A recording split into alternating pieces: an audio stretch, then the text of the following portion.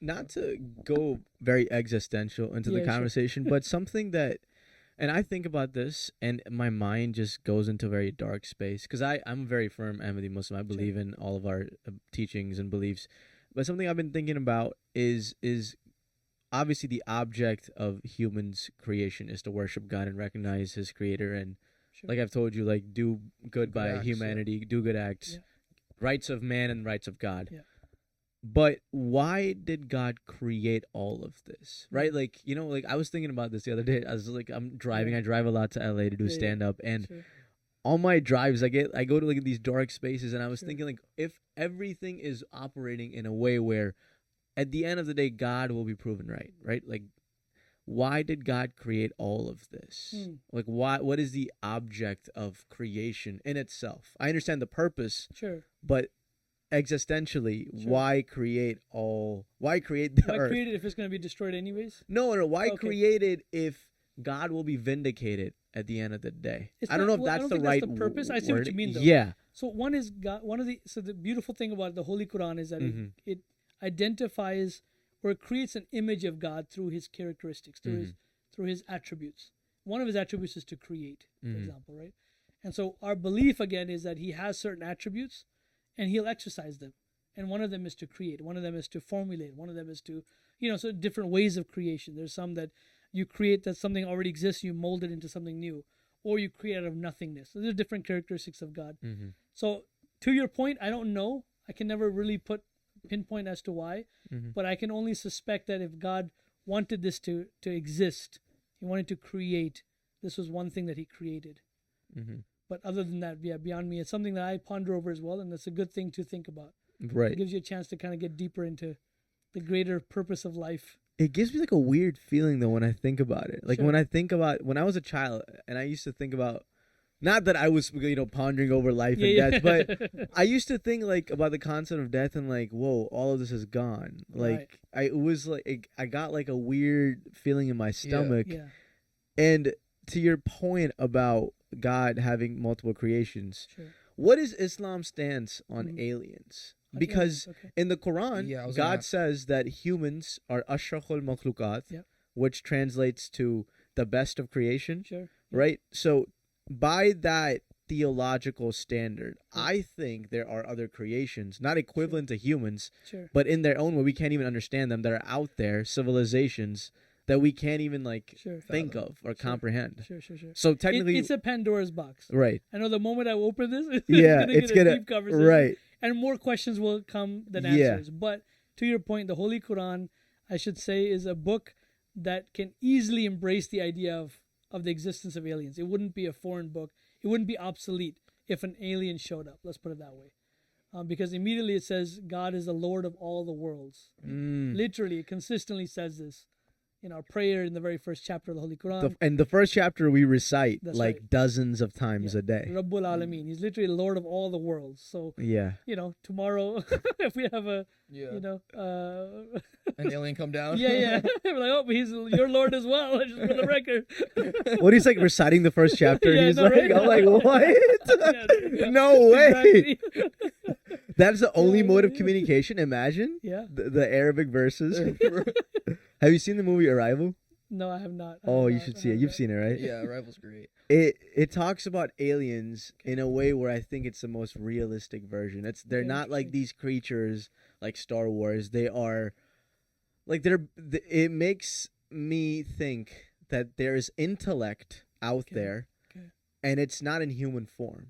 Interesting. In Arrival, it's like these giant things that communicate with like circles, and it's a very different vernacular. Okay. But the point is, they're wise as well, and they have Mm. dreams, and they have intellect, and they have choice and decision making. And I think, again, I don't know anything, but if I would have to make a conjecture, I Sure. think there's civilizations out there with intellect and the same level of problems, just in different physical forms. You don't think it'd be like Men in Black, huh? Nah, I don't know. I More haven't. entertaining, no? I've only seen clips of Men in Black. I haven't seen it. I need to see it. Oh, Yeah, I need Lord. to see. I need to see Men in Black. It's silly, but yeah, it's silly. Yeah. One of my friends right now is he's about to go to school to become a pastor, so he's going Okay, to cool. Seminary school. seminary school. Exactly. At what college? Doesn't matter what college. Biola? Yeah, Biola. Right. Okay. And so we watched this movie, an alien movie, right? And then it dove into that question. Sure. And he told me that he does believe in aliens, or like as a Christian, or as he believes in aliens, but he believes that they are actually demons. Interesting. And that in the Bible, he drew, I don't know word for word, but he drew some connection that in the Bible it says that there are other beings out there, but those beings come from, he said it came from, not space, but like from the heavens, or some, not heavens, but like this, whatever. Yeah. And he says that they came down as a false god, basically. They're false gods. Okay. Because we're looking up, and that was his conclusion, that since we're looking up and they're coming from there, that they're false gods and hence demons. It's easy to fear something you don't know and to label it as a demon, just for the record. Yeah. But Islam doesn't do that. The Holy Quran doesn't do that. It doesn't say. In fact, it shuns the idea of like a black magic and just having these, these fears of whatever they are. Instead, that's why I said Rabbul Alameen. The reason why that verse is very powerful. Lord of all the worlds. Discussions, yeah, exactly. Right. Lord of all the worlds, is because, to your point, we don't know. We have no idea that, can we even communicate with them? Maybe if they're so far away, there's no way for us to actually communicate. When we pass away, then God tells us, hey, by the way, there were these other planets so far away, and they existed too, and, they had their version of faith or whatever that is. So, but yeah, I don't know. Maybe that's their version, and that makes sense to them, I guess. But I just feel like, it's easy for us, we've had this in time immemorial, that whenever you don't know the black man, let's be afraid of him. You don't know the Indian guy. Xenophobia. Yeah, exactly. Right. So all this adds up. So, but I think in the Holy Quran, or basically in Islam, I don't think there's a fear element there. I think there's an unknown. But yeah, beyond that, I don't know. I've never heard that version, by the way. Interesting. It's an interesting thing. Yeah. Maybe that was his conclusion. Yeah. The demons. Yeah. What do you think? Like, do you think they would be demons, or? We don't even believe there's demons in this world, by the way. In Islam, we don't accept any idea of demons. Well, we believe in Satan. So is Satan the same thing as demon? No, because demon would be like a personification of, right? Interesting. Or I would say the other way around. Basically, demon would be a personification of Satan. Correct? We don't believe any such thing exists. That's why I said, when it comes to interjection, God does not interject with these kinds of creatures at all, in any way or form. You and I have our belief, and we have our ability to pursue God, and nobody can interrupt that pursuit. Like, they have exorcisms. That doesn't exist in Islam at all. None of it. We believe there's no black magic. In fact, when I was serving in the Pacific Islands, black magic is a big thing, especially in developing nations, I should say. Africa too, right? Right, Africa as well. And many times they would be like, I just became a Muslim, but, the entire village or the village lady just did black magic on me. Imam, what should I do, right? And I had nothing else to tell him, otherwise I don't believe it. So I would tell him, you know what? Go back to the village lady. Tell her to put it on me. Tell her to put whatever she can put on me, all she wants to. Test her, Nothing right. will happen. Yeah. And then what they would do that, and what can they do? I'm walking around like nothing's happening, Yeah. So in that way, there's nothing like that exists in Islam. I know there are some versions of Muslims who believe in jinn and these hidden creatures and stuff. Jinn meaning ghosts, right? Ghosts or whatever it is, jinn or just demons, for example. That was This my next guy is question. scared of ghosts. He actually, he's told me It stories. doesn't exist. He's told me stories though, where I'm like, I mean, I don't know, like you heard something and right, like That is the explain. only thing No, in but this. hearing something that can be from God too, though. That can be an angel too. So this is the only thing in this life there's nothing else. I'm not afraid of a gun. I'm not afraid of any human. Because in just my perspective, maybe I'm not going to survive the situation or the outcome, but there's something I can do about it, right? But a ghost, I can't comprehend it. I can't see it, Is there a movie you watched when you were young? Or something? No. So maybe there is. I don't know. yeah, I mean, Ghostbusters, Freaks, or something. Insidious too. No, I'll tell you. So there's been two points. I just one of them, it's skeptical, but this last one, this was actually about 2 months ago. Okay. Me, my dad, and my dad's girlfriend. It's very recent. Very recent. About 2 months ago. Okay. We're in my house, and my dad, we were actually expanding the house out, right? Okay. So we unplugged a bunch of stuff, and then my dad, he has 2 newborns actually. One's 2 and one is 6 months. Okay. And so the 2-year-old, she can talk and everything, and her nickname for me is Guy. She calls me Guy. Okay. So we're there in like where the expansion's at, and we're talking, and we hear from her name's Mia. We hear from Mia's room, Guy, and so we're talking, whatever, and then she says, Guy, and calls me again, and she same baby gibberish, but with Guy. And I turn, and I'm going to walk to her, and then my dad's girlfriend, Jessica, she's like, Matt, where are you going? And I'm like, Mia's calling me. and she's like, Mia's right here, and she points at the couch right next to me. Okay. And the baby is in their room, just like, I don't know if she was asleep, what she was doing, but she was in their room. But we all heard it. And Jessica was like, who was it? Her thing was, who was it? And I was like, it was Mia.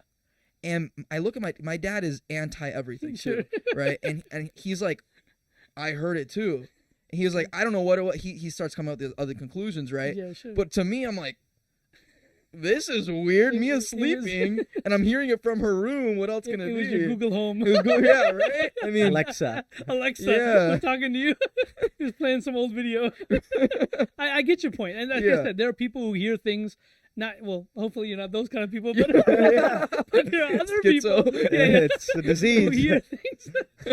But they're spiritual things, right? Like we have people who've converted and just embraced God, and they heard God speak to them. Right? So those things do happen, and But anyway, to your point, we don't believe in them.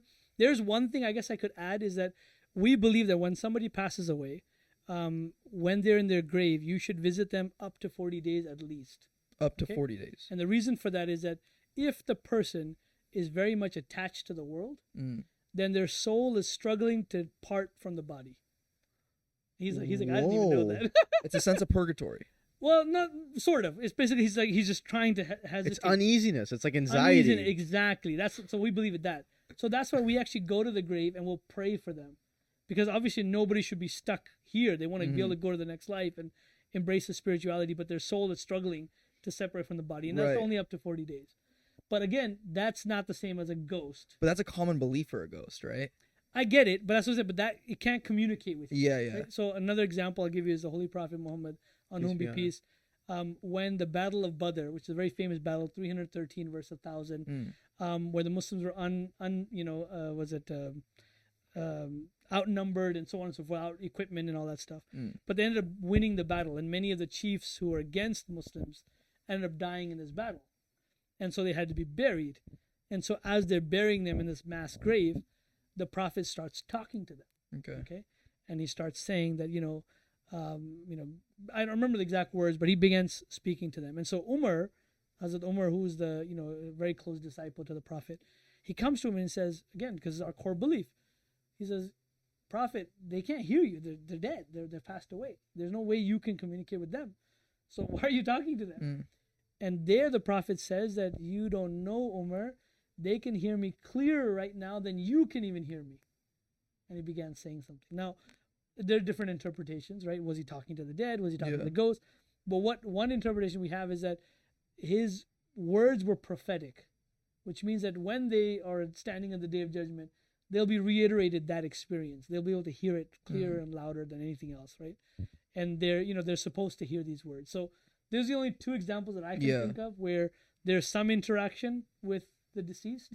Beyond that, we believe that once they're in the next dimension, they're in the next dimension.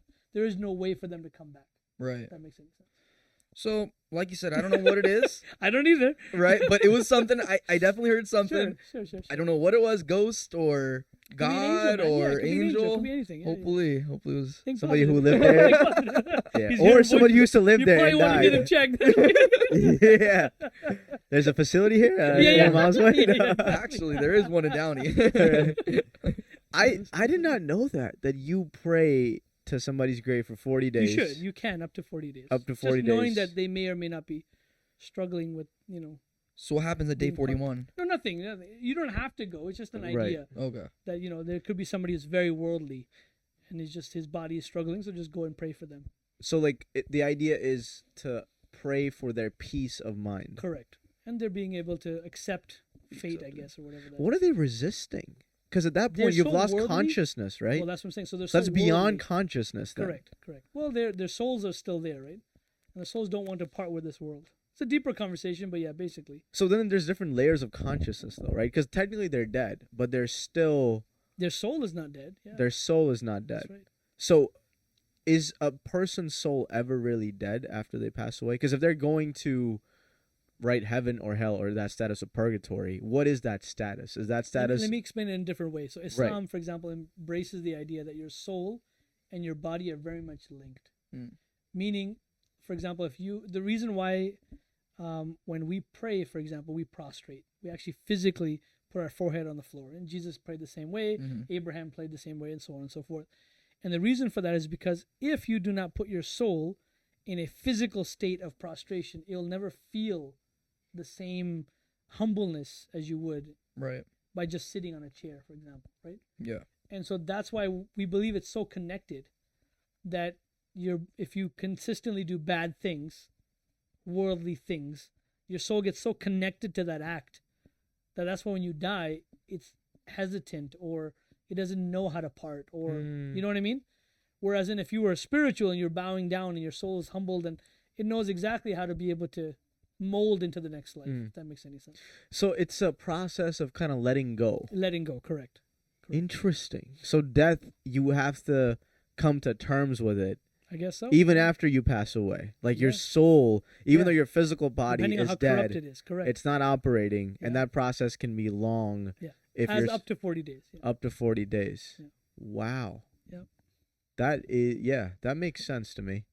But so with that is so the person visiting the grave, they're not praying for them to go to heaven. They're just praying for their soul to be at ease. Yeah, or it can be both. They're praying for their work that they did in this world, that it should continue. Praying for their legacy. Praying for, praying that whatever prayers they made, make those prayers be true. Various things in which you're connected. Obviously, their fate is now in God's hand, right? You can't control that. Once they've passed away, they're passed away. The last question I have, unless it's on this topic, because I'm going to go off topic. Well, I was going to say, I appreciate how Muslims pray and a lot of Christians pray